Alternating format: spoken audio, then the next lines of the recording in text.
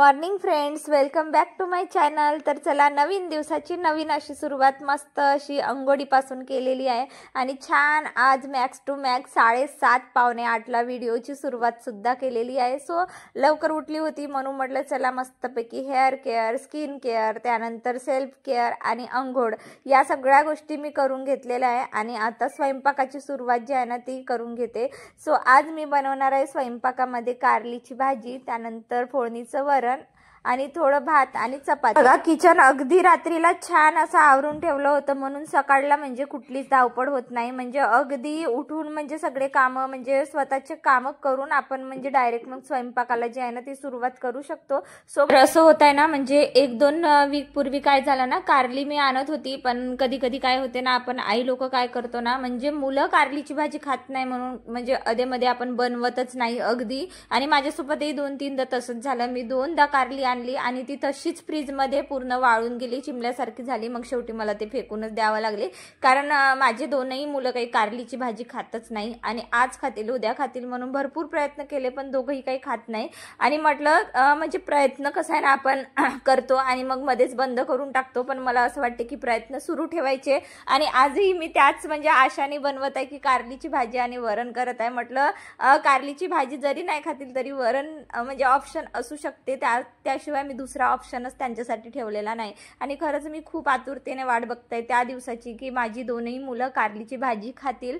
So मला असं वाटते की लहान मुलं थोडं कारली खायला ना म्हणजे नाहीच खात शक्यतो, माझी तरी मुलं नाही खात, पण आपल्या आई लोकांना किती प्रश्न येतात ना, कारण कारलीच्या भाजीमध्ये भरपूर विटॅमिन्स असतात, भरपूर म्हणजे असे काही जीवनसत्व असतात जे आपल्या पोटामध्ये जे काही म्हणजे थोडे कीटाणू वगैरे झाले असतील ना त्याला ते म्हणजे रिमूव्ह करतात। सो कारली खाणं खूप ओव्हरऑल बॉडी हेल्थसाठी खूप जास्त महत्त्वाचं आहे।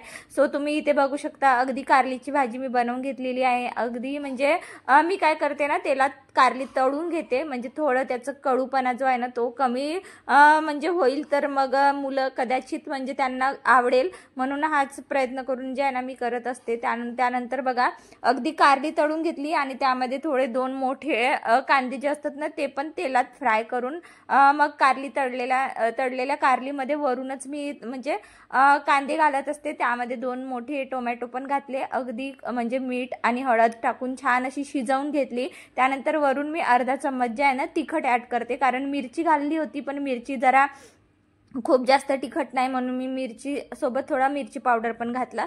त्यानंतर स्वयंपाक करून घेतला, अगदी चपात्या वगैरे बनवून घेतल्या आणि कालच्या दिवशी म्हणजे मी हे एक डब्बा जे आहे ना ते रिकामा झाला होता। सो शेवया असेच बाहेर प्लास्टिकमध्येच ठेवले होते म्हणून म्हटलं चला आता डब्बा छान रात्रभर सुकू दिला, त्यात मी आता शेवया भरून ठेवून दिले। आणि खरंच मला ना असं डब्बा रिकामा झाला आणि त्यात कुठली वस्तू भरायचा जो आनंद असतो ना तो म्हणजे अनादर लेवलच असतो। सो बघा, अशा छोट्या छोट्या गोष्टींमध्ये सुद्धा मी खूप जास्त आनंदी होत असते। त्यानंतर म्हटलं सोबतच जे आहे ना, आज म्हणजे खूप लवकर स्वयंपाक झाला, म्हणजे मॅक्स टू मॅक्स 8:30 पर्यंत माझा स्वयंपाक पूर्ण आवरून गेलेला होता। आणि म्हटलं आज सकाळपासून जे आहे ना म्हणजे माझ्या डोक्यात एकच सुरू होतं की आज भांड्यांचा पसारा जरा कमी करते, म्हणून जे काही म्हणजे पटापट स्वयंपाकानंतरची भांडी आहे ना ते सगळे मी वॉशिंगला म्हणजे टाकून दिले। अगदी भांडी वगैरे सगळं क्लीन करूनच घेते, कारण 8:30 वाजले आणि चहा सुद्धा म्हणजे मी कालपासून चहा सुद्धा बंद केलेला आहे, कारण तसंही मला चहाची सवय तर आधीपासूनच नव्हती, फक्त आता ही चिऊच्या बर्थडे पासून थोडी लागलेली होती म्हणून म्हटलं नाही आता चहा अवॉइड करू। कारण काय होते ना, सकाळी मी जर चहा घेतला तर आता मुलं घरी असतात, मग दोघंही मग चहासाठी जे आहे ना त्यांचं पण असते की आम्ही पण घेणार, मग म्हटलं कशाला फालतू विनाकारण आपण वाईट सवयी म्हणजे आपल्यासोबतच मुलांना लावायच्या, म्हणून मग मी चहा बंद केला। आणि तसंही आता भांडे कुंडे माझे सगळे म्हणजे वॉश करून घेतले मी इथे। त्यानंतर बघा, अगदी भांडी कुंडे वॉश करून कपडे होते, कपडे सुद्धा मी म्हणजे वॉश करून घेतले आणि वेदांत चिऊची पण अंघोळ झाली होती। आणि आज आम्ही सकाळीच म्हणजे सगळ्यांनी म्हणजे घरातील सगळ्यांनी आम्ही अंघोळी वगैरे करून मी कपडे वगैरे सुकवून दिले। त्यानंतर बघा, आता वाजलेले आहेत 10, म्हणजे सगळं कामं करेपर्यंत 10 वाजले। आता जेवणाची तयारी जी आहे ना ती सुरू आहे। म्हटलं आता मुलं घरीच आहेत तर चला आता फायदा घेऊन घ्यावा आणि मस्त म्हणजे रोज काय होते ना, मी एकटीच जेवण करत असते सकाळचं। सो आजपासून आता मुलं घरी असल्या असल्यामुळे आता मस्त त्यांच्यासोबत मी माझं जेवण जे आहे ना ते एन्जॉय करू शकते. कारण तसंही बायका जे आहेत ना सकाळचं जेवण एकट्याच करत असतात आणि कोणी सोबत असलं की मग खूप छान वाटत असते. म्हणून मग माझा हाच प्रयत्न सुरू होता आणि मी दोघांना छान असं मस्त रेडी करून दिली आणि सोबतच दोघांना घेऊन बसलेली आहे आणि दोघांच्याही ताटावर थोडी थोडी कारलीची भाजी दिली. शक्यतो त्यांना वाटेल की खाल्लं पाहिजे, कशी लागते काय लागते. एकदा जरी ते खाऊन बघितले तेवढंच म्हणजे चांगलं होईल, त्यांना सवय लागेल आणि हाच माझा प्रयत्न सुरू आहे. आता आज तर नाहीच खाल्ले, दोघांनी पण नाहीच खाल्ले, दोघांनी पण वरणासोबतच जेवण केलं. पण तरी पण मी म्हणजे असं मी स्वतःला म्हणजे टार्गेट देऊन ठेवले आहे की मी कारलीची भाजी बनवणार, अगदी ताटावर सुद्धा वाढणार दोघांना. खाल्ले तर खाल्ले, नाही खाल्ले तर नाही खाल्ले, पण कधी ना कधी तर खातीलच. आणि म्हणून अशी करून म्हणजे माझा प्रयत्न जे आहे ना ते सुरू आहे.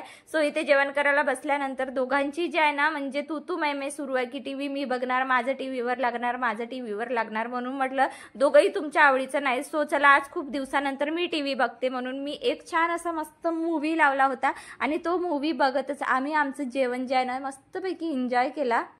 त्यानंतर बघा अगदी जेवण वगैरे आवरून घेतलं आणि किचनमध्ये आली. ॲक्च्युली जेवण करायला बसलोच तेवढ्यातच म्हणजे दूधवाले दादा आले होते. म्हणून म्हटलं की दूध इकडे म्हणजे गरम करायला ठेवलं आणि मी तिकडे जेवण करेन तर दूध उतू जाईल, म्हणून मी काही दूध म्हणजे गॅसवर ठेवलाच नाही. सो इथेच झाकून ठेवून दिला. त्यानंतर जेवण वगैरे आवरल्यानंतर आता दूध जे आहे ना ते तापवायला ठेवून देते. सोबतच थोडं सोप खाऊन घेतला आणि अगदी जे काही 2-3 भांडी माझी भरली होती ते म्हणजे सोबतच मी वॉश करून घेतले. अगदी भांडी वगैरे वॉश झाली. त्यानंतर आली बेडरूममध्ये. ॲक्च्युली म्हणजे गावाला जाण्यापूर्वी 2 दिवसाआधी म्हणजे मी बेडशीट चेंज केली होती, तेव्हाची काही बेडशीट चेंज केलीच नाही. आणि मला अशी सवय आहे म्हणजे उद्याचा संडे असल्यामुळे आजच बेडशीट वगैरे सगळे चेंज करून ठेवून देते. म्हणजे उद्या सगळे घरी असतात आणि मग कसं आहे ना मग उद्या काही म्हणजे चेंज करणं होत नाही. आणि मॅक्स टू मॅक्स मी संडे टू संडे किंवा सॅटर्डे टू सॅटर्डेलाच बेडशीट जी आहे ना ती चेंज करत असते. 1 वीक झालं की मग थोडी खराब पण होते कारण मुलं असल्यामुळे. सो बघा अशा पद्धतीने इथे बेडशीट छान अशी मस्त अंथरून घेतली आणि बऱ्यापैकी सगळीच कामं माझे म्हणजे 11 वाजलेले आहे आणि 11 वाजताच आज मी पूर्ण कामं माझ्या घरातले होऊन म्हणजे भरपूर वेळ आहे माझ्याकडे. आणि असंच असतं, आपण बॅक टू बॅक सकाळपासून जर कंटिन्यू कामं केले ना तर आपल्याला भरपूर स्वतःसाठी वेळ मिळतो. अगदी आपण दिवसभरात भरपूर गोष्टी आपल्या आवडीच्या गोष्टी करू शकतो. सो भरपूर दिवस झाले मी म्हणजे रीडिंगच केली नव्हती आणि मला असं कुठेतरी जाणवत होतं की माझे पुस्तक माझ्याकडे बघत आहे की तुम्हाला कधी वाचशील.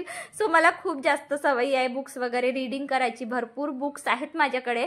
सो बुक्स मी बरेचदा म्हणजे असं विचार केलं की माझं बुक्सचं म्हणजे तुमच्यासोबत जे आहे ना शेअर करते.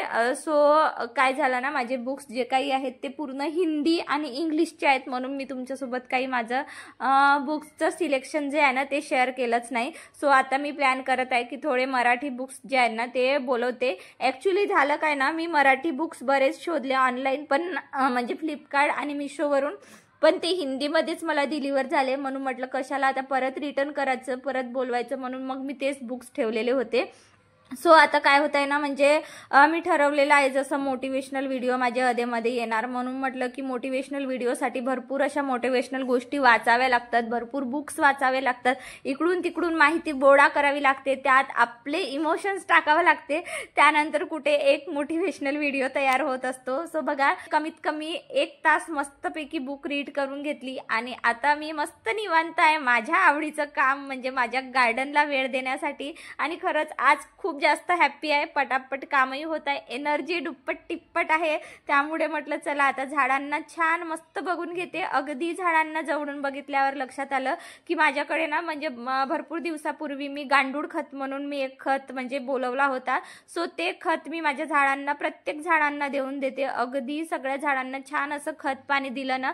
सो बघा मला असं वाटते की गार्डनिंगची आवड जर असेल ना तर मग गार्डनिंगमध्ये थोडा वेळ द्यावंच लागते. त्यासाठी भरपूर म्हणजे हुशारीने कामे करावी लागते, घरातली कामे आवरून मुलांचं करून या सगळ्या गोष्टींसाठी वेळ थोडं तर आपण काढू शकतो. आणि गार्डनिंग म्हटलं ना तर खरंच हा माझा खूप आवडता विषय आहे आणि हे मी स्वतःसाठी करते, स्वतःला आनंदी ठेवण्यासाठी करते. मला खूप जास्त आवडते. मला दिवसभर जर म्हटलं ना की गार्डनमध्ये तू तुझं काम कर तरी पण मी मस्तपैकी माझं काम एन्जॉय करू शकते. सो बघा इथे कदाचित मला 1 तास मी म्हणजे इथे देऊन दिला गार्डनला, अगदी झाडांना पाणी दिलं, त्यानंतर झाडांची पाने पिवळी झाली होती, कुठल्या झाडांना खत कमी आहे, कुठल्या झाडांची माती सुकली आहे, सगळं हे पाहून जे आहे ना देऊन दिली. आणि काय झालं ना, जेव्हा मी गावाकडे गेली होती तेव्हा बहुतेक या स्नेक प्लांटची म्हणजे खूप जास्त वादळ आलं, त्यामुळे ते थोडी वाकल्यासारखी झाली फांदी, त्यामुळे म्हणजे थोडी तुटलीच आहे ती. आता बघते त्याचं काय करायचं.